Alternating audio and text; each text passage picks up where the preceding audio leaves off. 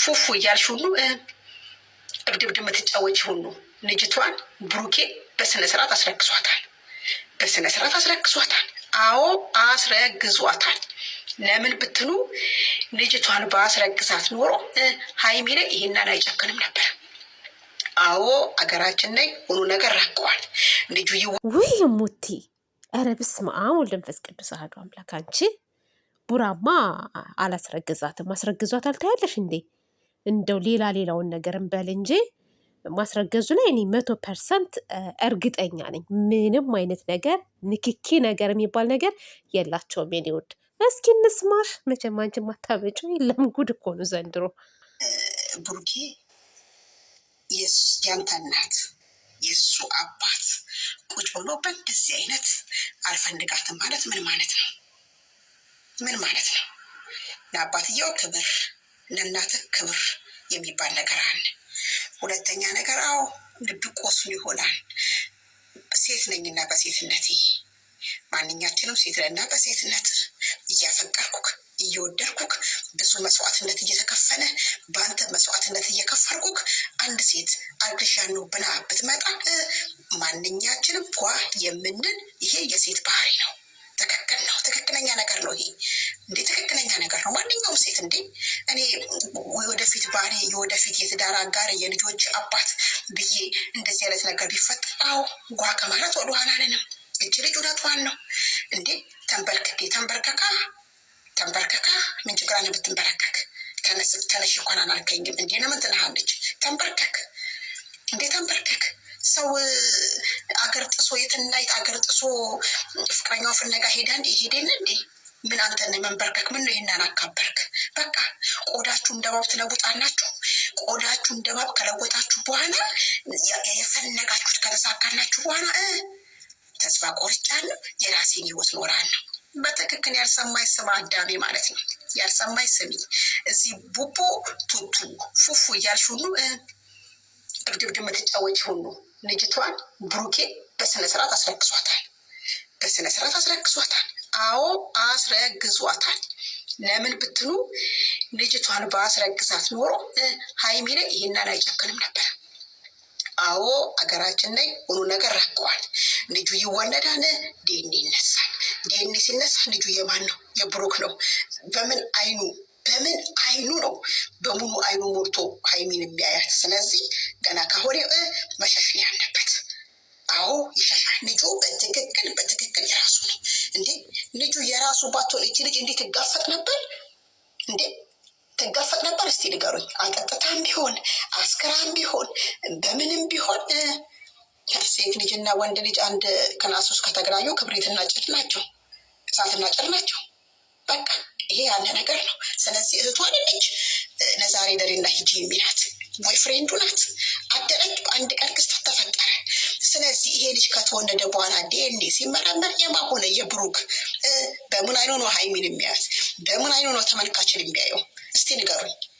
እስቲ ንገሩኝ። ሀይሚ ቻሌንጅ ተሰጥቷታል።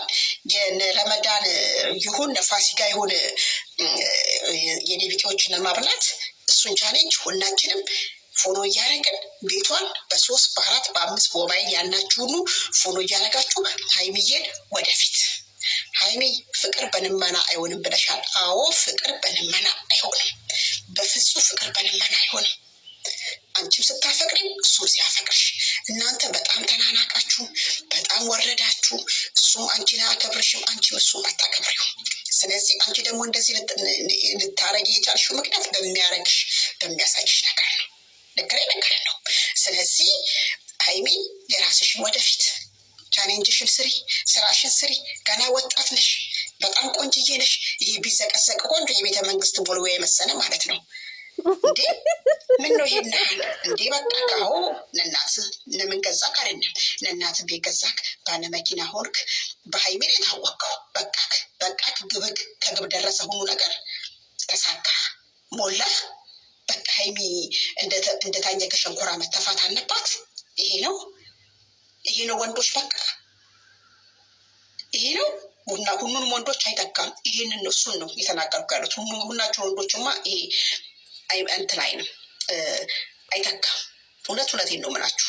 ስለዚህ ብሩኬ በእውነት በእውነት በእውነት እኔ እንጃ እንዴ በቃኝ። እንዴት? አዎ ልጁ ደርሷን አሁን መወለጃው 8ኛ ገብታለች። 1 ወር የቀራት ጉዱን ይወጣ ነዋ። ስለዚህ ጉዱ ከመውጣቱ ፊት ሀይሚ ከአንቺ መራቅ አለበት። አዎ በነገራችን ላይ ሙትዬ የኔ ቆንጆ የተናገርሽው ነገር ትክክል ነው፣ ስለ ሀይሚቲ ምናምን ማለት ነው። እና ነገር ግን እኔ ልጁ የብሩኬ ነው በሚለው አልስማማም። እውነት ለመናገር የብሩኬ ልጅ አይደለም የኔ ቆንጆ። ሌላውን የተናገርሽው ነገር ምንም ምንም ምንም እንትን የሚል ነገር የለውም፣ የሚወጣለት ነገር የለውም እውነት ለመናገር ማለት ነው። እና ቡሩ አሁን ላይ እያደረግከው ያለው ነገር ማስተካከል አለብህ ብዬ ነው የማስበው። ምክንያቱም ይሄ በቃኝ ወይንም ደግሞ ቆርጫለሁ የሚባል ነገር የለም። እንዴት ባንዴ ተስፋ ልትቆርጥ ትችላለህ? ነገሩ ሁሉ የመጣው ደግሞ ከአንተና ከእዩ እስከሆነ ድረስ ሀይሚቲ ደግሞ ይህንን ነገር ሁሉ ትታ ወደ አንተ እየመጣች ነው ያለችው እና መቀበል አለብህ። እሷን እንደ ጥፋተኛ አድርገህ አንተን እንደ ተበዳይ አድርገህ መሄድ ጥሩ ነው ብዬ አላስብም። እስኪ እሙቲ ትጨርስ፣ ቆይ እናስጨርሳት። እንዴ እሙቲ ማሳጨርስ አይሆንም። ከአንቺ መራቅ አለበት። ትክክል ነው። ይሄ ይርቅሻል። ለምን ልጁ ተወልዶ 3 ወርም 4 ወር የሚሆነው ዲኤንኤ ያለ የዲኤንኤ ውጤት የእሱ ከሆነ በምን አይኑ ነው የሚያይሽ? ኖ ኖ ኖ ኖ ኖ ኖ። አይ ስለ ዲኤንኤ ምናምን ችግር የለም። እሱን እኛ እንፈርምለታለን በመቶ ጣታችን። 100 ጣት አለን እንዴ? 10 ጣት ነው ያለና ወይኔ ዘንድሮ በ10 ጣታችን እንፈርምለታለን ስለ ዲኤንኤ ነው ማለት ነው። ነገር ግን እኔ እውነት ነው የምላችሁ ቤተሰብ፣ ዛሬና ትናንት ይህን ሰሞን ቡራ የሚያደርገው ነገር ትክክል ነው ብዬ አላስብም። እውነት ለመናገር ሀይሚቲ እሷም ተበዳይ ሆና ነገሮችን እሺ ብላ ወደ ጎን አድርጋ ለፍቅሯ ስትል እንግዲህ በቃ ይቅርታህን ልቀበል ብላ እየመጣች እያለ እሱ ደግሞ እየገፋ ነው ያለው ማለት ነው። እና እኔ ምክንያቱን እንግዲህ ምናልባት ሌላ ምክንያት ካለው ለሚወዱት ለሚያደንቁት ልጆች ቢናገር ጥሩ ነው ብዬ አስባለሁ። በዚህ አጋጣሚ ማለት ነው ውዶቼ ማሮቼ አንድ ነገር ልበላችሁ ማለት ነው። ሀይሚና ቡራዬ አይለያዩም ማለት ነው። እዛም አለን በዚህም አለን፣ ቡራ በዛም ሄደ በዛ ወረደ፣ ከሀይሚቲ ጋር አይለያይም። የሚያገናኛቸው የሚያስተሳስራቸው ትልቅ ነገር አለ። ትልቅ ነገር በፍቅር እንኳስ ቢራራቁ ዘመድ ናቸው። ዝምድና ፈጥረዋል ማለት ነው። ቤተሰብ ፈጥረዋል። ሲቀጥል በፍቅሩም ዙሪያ አይለያዩም፣ ይቀጥላሉ ማለት ነው። ግን አሁን ላይ ቡራ በሚያደርገው ነገር እንዲስተካከል ወዳለበት እንዲመለስ መናገር ነው እንጂ ያለብን የእሱን የቤተሰቡን ፎቶ በመዘቅዘቅ መሳደብ ተገቢ ነው ብዬ አላስብም። እኔ በበኩሌ ፈለጋችሁትን በሉ፣ ይሄንን እኔ እቃወማለሁ። ፎቶ ዘዝቆ ከነ ቤተሰቡ ከነሱ የምትሳደቡ ልጆች ልቦና ይስጣችሁ ነው የምለው። እናንተ ስትሳደቡ ሀይሚንም ታሰድባላችሁ።